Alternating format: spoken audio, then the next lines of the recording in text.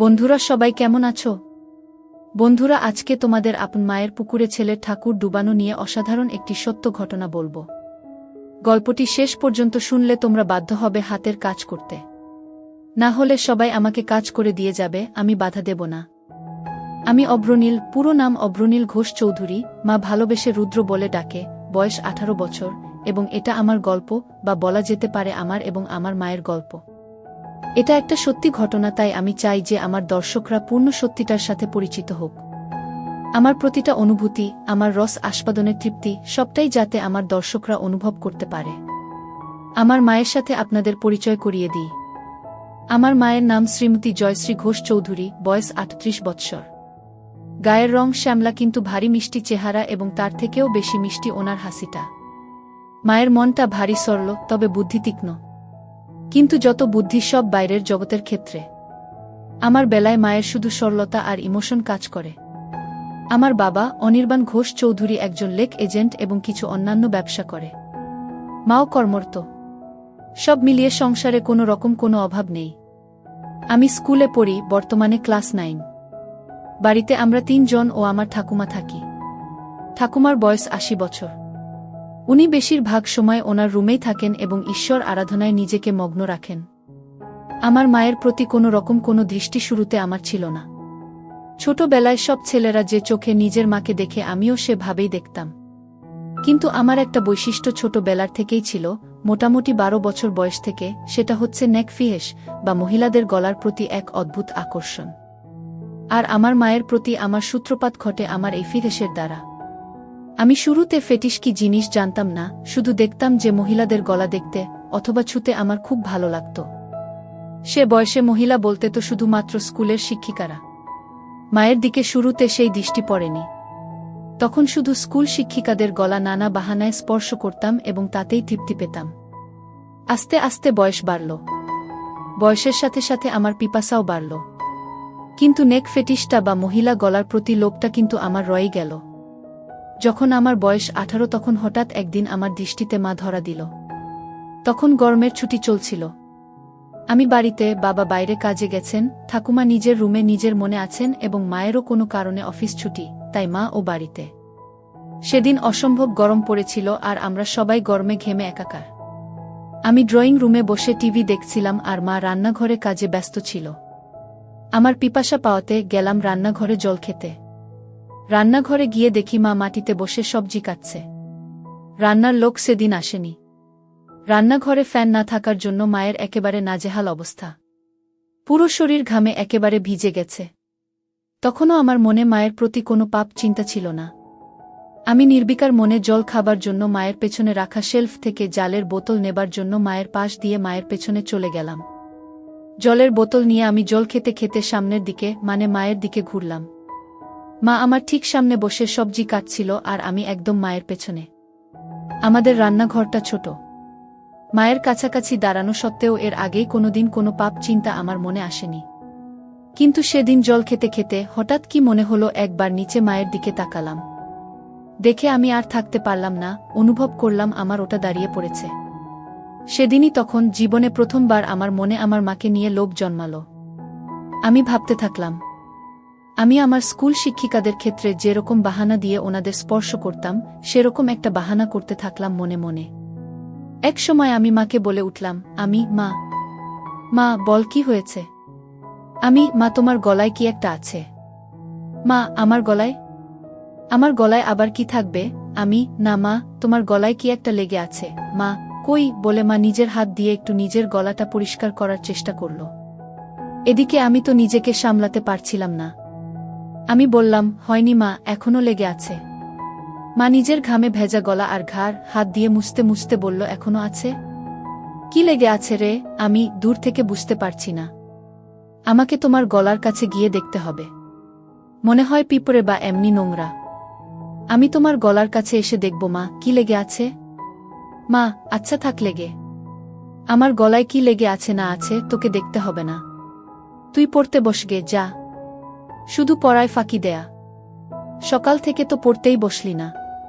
আমার মনটা খারাপ হয়ে গেল। ভাবছিলাম এই সুযোগটা হাতছাড়া হয়ে গেল বুঝি। কিছু একটা করতে হবে। আমি বললাম, হ্যাঁ যাচ্ছি পড়তে, কিন্তু তোমার গলায় ওটা লেগেই থাকবে? দেখতে কেমন একটা লাগছে। মা, কি এমন লেগে আছে রে?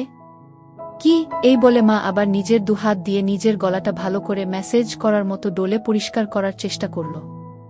আমি, উহু, এখনো লেগে আছে, যায়নি। আসলে তোমার গলাটা ঘামে ভিজে আছে তো, তাই বোধহয় যাচ্ছে না। এদিকে আসলে মায়ের গলায় কিছু ছিলই না শুরু থেকে। মা তো আর সেটা জানত না, তাই মা আমার নাটক ও পাপ বুদ্ধিটাও বুঝতে পারছিল না।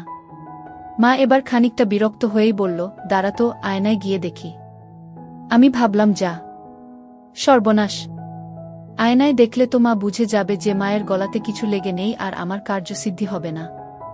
সাথে সাথে আমি বলে উঠলাম, মা, আমি তোমার গলাটা পরিষ্কার করে দেব। তুমি আবার কেন উঠবে? মা, আচ্ছা ঠিক আছে দে, কিন্তু তাড়াতাড়ি করে পড়তে যা, কোনোরকম কোনো ফাঁকিবাজি না। আমি তো এই কথা শুনে মহা আনন্দে মনে মনে লাফাচ্ছি। আমি মায়ের একেবারে সামনে গিয়ে হাঁটু গেড়ে বসলাম। বললাম, দেখি মা, একটু গলাটা উঁচু করো, মানে একটু উপর দিকে তাকাও। মা আমার কথা মতন একটু মাথা উঁচু করল। আমার সামনে আমার মা তার গলাটা সমর্পণ করে দিল, ঠিক যেন একটি হরিণ নিজেকে একটি ক্ষুধার্ত সিংহের সামনে সমর্পণ করে দিচ্ছে। মায়ের গলায় কোনো তিল নেই, তবে দেখলাম মায়ের ডান ঘাড়ে একটা ছোট্ট বাদামি তিল আছে। গলার মাঝখান দিয়ে দুটো রেখা চলে গেছে পাশাপাশি, মানে দুটো গলার ভাঁজ আর কি। আমি কাপা কাপা হাতে মায়ের গলা স্পর্শ করলাম। প্রথমে আস্তে করে ছুতেই অনুভব হলো যে মায়ের গলাটা কি নরম ও চামড়াটা কি মসৃণ।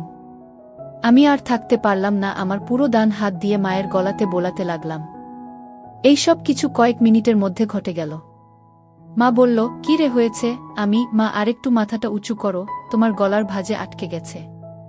গলাটা পুরো স্ট্রেচ না হলে পরিষ্কার হচ্ছে না। এই শুনে মা নিজের মাথাটাকে আরও পেছন দিকে করার চেষ্টা করল।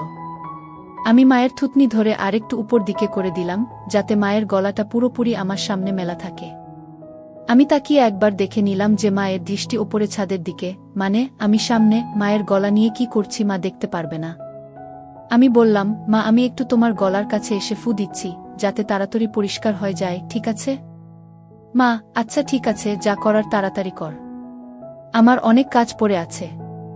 আমি, হ্যাঁ মা, বলে একেবারে মায়ের গলার কাছে নিজের ঠোঁট নিয়ে গেলাম আর মৃদু ফু দিতে থাকলাম মায়ের সারা গলায়। একসময় থাকতে না পেরে মায়ের গলার একদম মাঝখানে একটা হালকা হামি দিয়ে ফেললাম। তারপর ভয় ভয় মায়ের দিকে তাকিয়ে দেখলাম একবার যে মা কিছু টের পেল কিনা। মা আমি কি করছি দেখতে না পেলেও আমার স্পর্শ তো অনুভব করতেই পারছিল। আমার ভয় হচ্ছিল যে মা নিজের গলায় আমার স্পর্শ অনুভব করে ফেলল কিনা, আমার হাতের স্পর্শ আর ঠোঁটের স্পর্শের মধ্যে তফাৎ ধরে ফেলল কিনা। কিন্তু দেখলাম যে না, মা কিছু বুঝতে পারেনি। আমারও সাহস বেড়ে গেল। মা হঠাৎ নিজের দুহাত দিয়ে আমাকে এক ঝাটকা দিয়ে দূরে ফেলে দিল। হঠাৎ ধাক্কা খেয়ে আমি পেছনে হেলে বসে পড়লাম ও নিজের সম্বিত ফিরে পেলাম। মায়ের দিকে তাকিয়ে দেখি মা গম্ভীর হয়ে নিজের আঁচল ঠিক করছে আর এক হাতে সবজি তুলছে। মা সঙ্গে সঙ্গে একটা হাত দিয়ে নিজের আঁচল নিয়ে নিজের গলাকে ভালো করে মুছে নিল। আমি খানিকটা ভয় পেয়ে বললাম, মা কি হলো? মা, কি হবে আবার? তুই পড়তে যা। আমি, না মানে তোমার গলা পরিষ্কার করছিলাম, তুমি হঠাৎ ধাক্কা দিলে। মা বড় বড় চোখে আমার দিকে তাকিয়ে একটু গম্ভীর হয়ে বলল, তোর পড়ায় ফাঁকি দেয়ার বাহানা কি আমি বুঝি না মনে করেছিস? সকাল থেকে এক লাইনও পারিসনি, যা পড়তে বস। আমি, কিন্তু তোমার গলাতে তো এখনো একটু লেগে আছে। মা, লেগে থাক আমার গলাতে যা খুশি, তোকে আমার গলার দিকে খেয়াল রাখতে হবে না। আমি একটু পরে স্নান করতে যাব, তখন এমনিতেই পরিষ্কার হয়ে যাবে। আমি একটু মনে মনে ভয় পেলাম, তাহলে কি মা বুঝে গেল আমার মনের পাপ? এই ভাবতে ভাবতে আমি আস্তে আস্তে মুখ নিচু করে চলে যেতে লাগলাম। তক্ষুনি মা আমার পেছন থেকে মিষ্টি গলায় বলে উঠল, কষ্ট পাস নে বাবা, আমি তো তোর ভালো জন্যই বলি। আমি বুঝি তোর বয়সে পড়তে ইচ্ছে না হওয়াটাই স্বাভাবিক, মন শুধু ফাঁকি দিতে চায়। কিন্তু বাবা, পড়াশোনা না করলে তো ভবিষ্যৎ অন্ধকার। আমার আর বুঝতে বাকি রইল না যে আমার অতীব সরল মা আমার মনের ভেতর কি পাপ চলছে তা একটুকুও বুঝতে পারেনি। আমি নিশ্চিন্ত হয়ে বললাম, মা সরি, তুমি চিন্তা করো না, আমি ভালো করে পড়াশোনা করব। আমার কথা শুনে মায়ের মুখে একটা মিষ্টি হাসি ফুটে উঠল আর আমিও রান্নাঘর থেকে চলে গেলাম। অল্পটুকু স্বাদ পাওয়ার পর থেকে আমার মন পাপ চিন্তায় ভরে উঠল। যেই মহিলাকে আমি এতদিন শুধু মা হিসেবে পুজো করে এসেছি, সেই মহিলা, সেই নারী এখন আমার কাছে একটা তৃপ্তির দেহ মাত্র, যেটা দিয়ে আমার বাসনার পিপাসা তৃপ্ত মিটাতে পারব। আমার মন তৎপর হয়ে উঠল। মা শব্দটা আমার কাছে একটি দারুণ অনুভূতির শব্দ হয়ে উঠল। আমার হঠাৎ মায়ের বলা কথাটা মনে পড়ল। মা স্নান করতে যাবে। হঠাৎ দেখি মা জল ভরা বালতি নিয়ে আমার রুমে এসে হাজির। বুঝলাম কাজের মাসি আসেনি, তাই মাকেই ঘর মুছতে হচ্ছে। মা বলল, এই যে, হয় ঘরের বাইরে যা, নয় খাটের উপর পা উঠিয়ে বস, ঘর মুছব। আর খবরদার বলে দিচ্ছি, যতক্ষণ না ঘর শুকোচ্ছে মাটিতে পা ফেলবি না, ঠিক আছে? আমি সজোরে মাথা নাড়িয়ে আমার সম্মতি জানালাম এবং তাড়াতাড়ি খাটে উঠে ইঙ্গিত দিলাম যে আমি রুমেই থাকছি। মা নিজের শাড়ির আঁচল কোমরে গুজে হাঁটু গেড়ে বসে পড়ল এবং নিজের মতো ঘর মোছা শুরু করল। আমার খাটে সব সময় একটা পড়ার বই খোলাই থাকে, তখনও ছিল, আর ওটাই আমাকে তখন বাঁচালো, নয়তো আবার পড়াশোনায় ফাঁকি দেওয়ার জন্য মায়ের বকুনি খেতে হতো। আমি বইটা নিয়ে পড়ার ভান করতে লাগলাম। কয়েক সেকেন্ড পর একবার আর চোখে মায়ের দিকে তাকালাম। তাকিয়ে যা দেখলাম তাতে আমার চক্ষু ছানাবড়া হয়ে গেল। ঘরে ফ্যান চলা সত্ত্বেও মা তখনও ঘামছে। সারা শরীর ঘামে ভেজা। আমি লক্ষ্য করলাম ঘামের বিন্দুগুলো মায়ের কপাল থেকে আস্তে আস্তে নেমে যেতে থাকল। একটু পরেই মায়ের ঘর মোছা হয়ে যাবে আর মা ছাদে যাবে কাপড় মেলতে। আজকে ছুটির দিন, তাই নিশ্চয় মা প্রচুর কাপড় ধুয়েছে এবং তাই বেশ সময় লাগবে কাপড় মেলতে। ঠাকুমাকে নিয়ে চিন্তা নেই, উনি শুধুমাত্র সন্ধে বেলা একটু ঘর থেকে বেরোন। এই দুপুরের সময়টায় উনি নিজের ঘরেই থাকেন। আমি অপেক্ষা করতে থাকলাম কখন মা ছাদে যায়। এক সময় মা হাঁক পারল, রুদ্র, আমি ছাদে যাচ্ছি, ঘরের দিকে নজর রাখিস। ঠাকুমা কানে শোনে না, তাই ঘর ফাঁকা হলে কাউকে ঘরের খেয়াল রাখতে হয়। যাই হোক, আমি যেই সুযোগের অপেক্ষায় ছিলাম সেটা পেয়ে গেলাম। আমার পকেট স্ক্রুড্রাইভার আর পকেট হাতুড়ি নিয়ে আমি চললাম মায়ের বেডরুমের দিকে। মায়ের বাথরুমের দরজাটাকে দুপাশ থেকেই ভালো করে পর্যবেক্ষণ করলাম। প্রথমবারে কোনো ফুটো পেলাম না। মনটা একটু খারাপ হলো। এই ভারী কাঠের দরজায় তো আর এই পলকা দিয়ে এত কম সময় নতুন করে ফুটো করা যাবে না। কিন্তু আমি আবার বিশ্বাস নিয়ে খোঁজ শুরু করলাম। অবশেষে দেখলাম যে দরজার ভেতর দিক থেকে একটা ছিদ্র শুরু হয়েছে, কিন্তু সেটা এখনো এপার ওপার হয়নি। আমি সঙ্গে সঙ্গে আমার হাতিয়ার দিয়ে ফুটোটাকে বড় এবং সম্পূর্ণ করতে লেগে গেলাম। সফল হওয়ার পর ফুটো দিয়ে দেখলাম যে পুরো বাথরুমের ভেতরটাই পরিষ্কার দেখা যাচ্ছে। আমি আনন্দে আত্মহারা হয়ে উঠলাম। আমি মায়ের বেডরুম থেকে যাওয়ার আগে ফুটোটাকে সাময়িকভাবে একটা ছোট্ট কাঠের টুকরো দিয়ে বন্ধ করে আসলাম, যাতে মায়ের সন্দেহ না হয়। এরপর অপেক্ষা করতে থাকলাম কখন মা স্নানে যায়। এক সময় মা ছাদ থেকে আসলো এবং আমি স্নানে গেলাম বলে সোজা বেডরুমে চলে গেল। মা নিজের বেডরুমের দরজা ভেতর থেকে বন্ধ করতে যাচ্ছিল, তখন আমি বিপদ দেখে বলে উঠলাম, মা, রুমের দরজা বন্ধ করো না, যদি আমার কিছু লাগে। মা, আমাদের রুমে আবার তোর কি কাজ? আমি, না মানে, দরকার তো পড়তেই পারে। তোমারও তো দরকার পড়তে পারে। হঠাৎ যদি কিছু লাগে তোমার, যেমন সাবান বা কিছু। কখন কি দরকার পড়ে কেউ বলতে পারে। বাথরুমের দরজা তো আর খোলা রাখতে বলছি না, রুমের দরজাটাকে খোলা রাখতে বলছি। আমি খানিকটা ঠাট্টা করে বললাম। মা, হ্যাঁ ঠিক আছে, তোকে অত পাকামো করতে হবে না। খোলা রাখছি রুম। বাড়ির দিকে খেয়াল রাখিস। আমি গেলাম স্নানে। আচ্ছা মা। মা বাথরুমে ঢোকার 2 সেকেন্ডের মধ্যে আমি মায়ের রুমে ঢুকে একেবারে বাথরুমের দরজার সামনে চলে গেলাম। স্ক্রুড্রাইভার দিয়ে খুঁচিয়ে দরজার ফুটোটার থেকে কাঠের টুকরোটা বের করতে আমার বেশি সময় লাগল না। আমার সামনে তখন আমার যত্নে তৈরি করা দরজার বড় ফুটোটা খোলা। আমার মনে হচ্ছিল যেন স্বর্গের জানালা কেউ খুলে দিয়েছে আমার চোখের সামনে। নিজেকে সামলাতে না পেরে আমি আস্তে আস্তে নিজের চোখটা ফুটোর দিকে নিয়ে গেলাম। মনে নানান ভাবনা চলছে। আমার হৃৎপিণ্ড এত জোরে লাফাচ্ছিল যেন শরীরের বাইরে বেরিয়ে আসবে। এত জোরে বুকের শব্দ হচ্ছিল যে ভয় হচ্ছিল মা না শুনতে পেয়ে যায়। ভাবছিলাম যে আজকে আমি যেটা দেখব এটা পৃথিবীর যে কোনো ছেলের জন্য নিষিদ্ধ। আমি বুঝলাম মা এখুনি বেরোবে বাথরুম থেকে। আমি সাথে সাথে ফোনের রেকর্ডিং স্টপ করলাম। দরজার ফুটোটাকে আবার কাঠের টুকরো দিয়ে যত্নে বন্ধ করে দিলাম ছুট নিজের ঘরের দিকে। নিজের ঘরে পৌঁছনো মাত্র শুনতে পেলাম মা বাথরুমে থেকে বেরিয়ে এসেছে। মনে মনে হাফ ছেড়ে বাঁচলাম। আমার মনে তখন পরম আনন্দ, যেন বিশ্ব জয় করে এসেছি। আমার মন ব্যাকুল হয়ে উঠল মাকে পাওয়ার জন্য। মনে মনে প্ল্যান ভাবতে থাকলাম, কিন্তু কোনো প্ল্যান মাথায় আসছিল না। এদিকে মায়ের অফিস শুরু হয়ে গেল। মাকে একা পাওয়ার সুযোগ হচ্ছিল না। আমার মন তরপাতে থাকল। দিনের পর দিন আমি মন মরা হয়ে যেতে থাকলাম। পড়ায় মন বসছিল না। টিউশন টিচারের কাছ থেকে আমার নামে নালিশও আসে মায়ের কাছে। মা আমাকে নিয়ে একদিন বাবার সাথে সন্ধে বেলা বসে জিজ্ঞেস করে কি হয়েছে আমার, বোঝায় ভালো করে পড়তে। কিন্তু আমি কি আর আসল কারণটা বলতে পারি, তাই চুপ করে বাবা মায়ের কথা শুনি এবং হজম করি। এভাবে বেশ কিছু দিন কেটে যায়, আমার মানসিক ও শারীরিক পরিস্থিতির উন্নতি হয় না। মা বাবাও হাল ছেড়ে দেয়, বোধহয় ভেবেছিল যে স্কুল খুললে রুটিন এ চলা শুরু হবে, তখন সব ঠিক হয়ে যাবে আমার। কিন্তু একমাত্র আমিই জানি আমার কিসে উন্নতি হবে। এভাবে প্রায় এক যায়।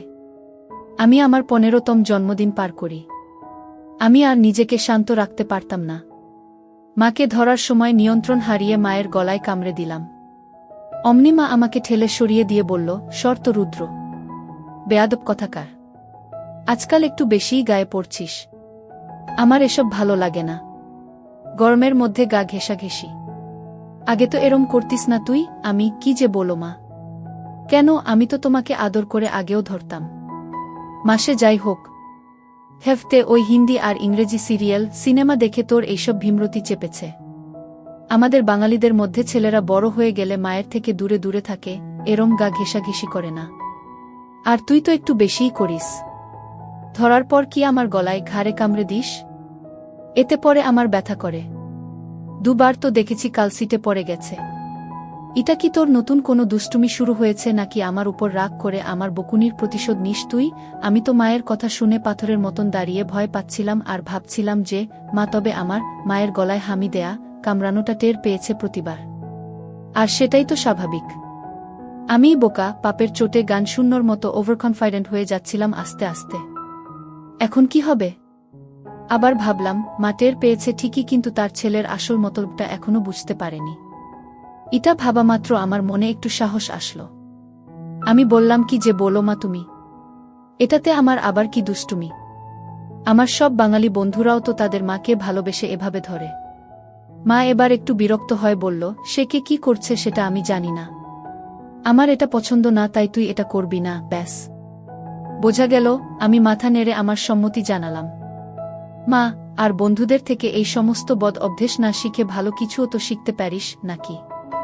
আমি বুঝলাম কথা লাভ নেই। ব্যাপারটা খুব সিরিয়াস দিকে যায়নি, তাই এখানেই ইতি করতে হবে। আমি তাই আবার ঘাড় নিলে বললাম, হ্যাঁ মা, তুমি ঠিকই বলেছ। আমি তোমার কথা মতোই চলব।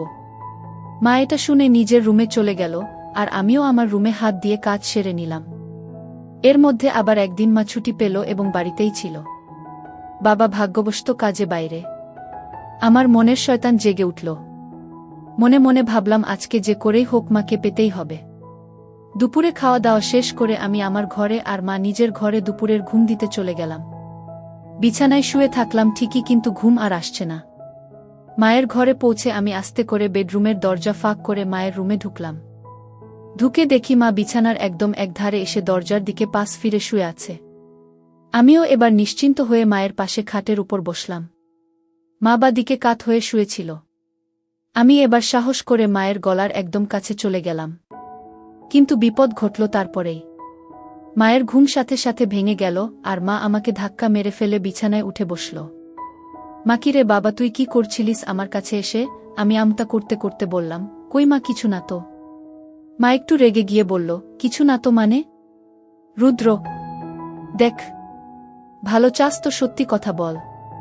কি করছিলি তুই আমার এত কাছে এসে? আমি কোথায় মা? না না, আমি কোথায় তোমার কাছে ছিলাম?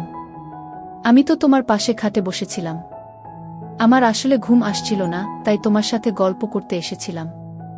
এসে দেখি তুমি ঘুমোচ্ছ, তাই তোমার কাছে বিছানায় সবে একটু বসেছিলাম। ভাবলাম যদি তুমি একটু জেগে থাকো তাহলে আমার সাড়া পেয়ে উঠবে। কিন্তু আমার এত সুন্দর মসৃণ বানানো গল্প মায়ের একটুকুও বিশ্বাস হল না। মা জোরে বলে উঠল, মিথ্যে কথা বলিস না। তোর গরম নিঃশ্বাস আমি আমার ঘাড়ে অনুভব করেছি। বল, কি করছিলি তুই? আমি বললাম, মা, আমি তোমার কাছে কিছু লুকোবো না। আমি তোমাকে খুব ভালোবাসি, কিন্তু আমি জানি না কেন আমার তোমার প্রতি একটা অদ্ভুত আসক্তি আছে। আমার কথা তখনও শেষও হয়নি, মা আমার গালে সপাটে এক থাপ্পড় মারল। আমি প্রায় মাথা ঘুরে বিছানায় লুটিয়ে পড়লাম। মা, তোর লজ্জা করছে না রুদ্র তোর মাকে এগুলো কথা বলতে? আমি তোর মা, তোকে জন্ম দিয়েছি। মা মানে বুঝিস জানোয়ার? হায় ভগবান, এগুলো কথা তো আমি তোর বাবাকেও বলতে পারবো না। তোর বাবা তো আর তোকে মারতে পারবে না, নিজেই হয়তো মরে যাবে। আমি কাঁদতে কাঁদতে বললাম, মা আমাকে ক্ষমা করে দাও, কিন্তু তোমাকে না পেলে আমার জীবন বৃথা। আমি জানি না কেন সব সময় শুধু তোমার কামনা আমার মন জুড়ে থাকে। আমার পড়ায় মন বসছে না, রেজাল্ট খারাপ হচ্ছে, এমনকি আমার শরীর ভালো নেই। তুমি তো সবই জানো মা। বিশ্বাস করো আমি অনেক চেষ্টা করেছি, কিন্তু কিছুতেই তোমাকে পাওয়ার ইচ্ছেটাকে মন থেকে বের করতে পারিনি। আমি সাইকিয়াট্রিস্টের কাছেও গিয়েছি, কিন্তু তাদের কাছেও এর কোনো ট্রিটমেন্ট নেই। আমার অন্য কোনো মেয়েকে দেখলে এমন অনুভূতি হয় না যেমন তোমাকে দেখলে হয়। আমি কি করব বলো মা? মা থাম রুদ্র থাম, দোহাই তোকে, তুই চুপ কর। আমার কান আর নিতে পারছে না। আমি চুপ করে নিচের দিকে তাকিয়ে থাকলাম। খানিকক্ষণ পর মাকে একটু শান্ত দেখলাম। বলল, রুদ্র বাবা শোনো, এটা হয়তো একটা বয়সের প্রবলেম। তুই চেষ্টা কর, দেখবি সময়ের সাথে ঠিক হয়ে যাবে। আমি সাহস করে বললাম, না মা, আমার তোমার প্রতি বাসনা ততদিন কমবে না যতদিন না আমি তোমাকে পুরোপুরিভাবে পাব। মা, তুই একটু বড় হয় যা, তোকে তাড়াতাড়ি বিয়ে দিয়ে দেব। কেন এই বুড়ি মায়ের পেছনে পড়েছিস বাবা? আমার মনে হলো এইবার বোধহয় মায়ের মাতিসুল ভাব জেগে উঠেছে, যেটা চায় যে তার সন্তান সব সময় সুখে থাকে, ভালো থাক। আমি ভাবলাম আমাকে মায়ের এই মনের ভাবকে কাজে লাগাতেই হবে। এই আমার অন্তিম সুযোগ। আমি সাথে সাথে মায়ের পা ধরে বললাম, মা আমাকে একবার তোমার সাথে দাও। আমার আর এই জ্বালা সহ্য হচ্ছে না মা। মা প্লিজ। মা অল্প অল্প কাঁদতে কাঁদতে বলল, বাবা এ হয় না। আমি তোর জন্মদাত্রী মা। তুই এখন ছোট, তাই তুই কি চাইছিস সেটা বুঝতে পারছিস না। এটা হয় না বাবা, প্লিজ বোঝ। আমি খেয়াল করলাম যে মায়ের মুখে আর রাগের কোনো চিহ্ন নেই। মা পুরো ইমোশনাল হয়ে আছে। আমি মনে মনে ভাবলাম, এখনই খেলতে হবে। আমি সোজা হয়ে বসে আমার দুহাত দিয়ে মায়ের দুকাত ধরে ফেললাম আর মায়ের একদম কাছে চলে গিয়ে বললাম, মা প্লিজ একবার দাও। সব ঠিক হয়ে যাবে, প্রমিস। আর কোনো দিন তোমাকে বিরক্ত করব না। কোনো দিন কোনো কারো সাথে দুষ্টুমি করব না, ভালো করে পড়াশোনা করব, ভালো রেজাল্ট করব। প্লিজ মা, প্লিজ। আমি বলতে বলতে একটা হামি খেলাম আর বলতে থাকলাম, প্লিজ মা। মা গো, জাস্ট একবার প্লিজ। আর কিচ্ছু চাই না, শুধু একবার দাও। মা হঠাৎ একটা চিৎকার করে উঠল। আমি ভয় পেয়ে মায়ের মুখ আমার হাত দিয়ে চেপে ধরলাম আর মাকে বিছানায় ফেলে মায়ের উপর চেপে বসলাম। মায়ের বোধহয় দম আটকে যাচ্ছিল, আমাকে ইশারা করে বলল যে হাত সরাতে। আমি আস্তে করে হাত সরালাম। দেখি মা কিছু বলছে না, শুধু চুপ করে ছাদের দিকে তাকিয়ে আছে। আমি মন্ত্রের মতো শুধু বলে যাচ্ছি, মা প্লিজ। এক সময় মা বলে উঠল, রুদ্র তুই কি কোনোভাবেই মানবি না? আমি, না মা, তোমাকে আমার চাই চাই। মা প্লিজ রাজি হয়ে যাও, প্লিজ। বোধহয় মা বুঝতে পেরেছিল যে আমি কিছুতেই মানবার পাত্র নই। মা একটা দীর্ঘশ্বাস ফেলল আর মুখটাকে আমার দিক থেকে সরিয়ে ডান দিকে ঘুরিয়ে বলল, ঠিক আছে। আমি যেন আমার কানকে বিশ্বাস করতে পারছিলাম না। এ যেন স্বপ্ন পূরণ। বুঝলাম যে মা নিজের ছেলের খুশির জন্য নিজেকে সমর্পণ করে দিচ্ছে।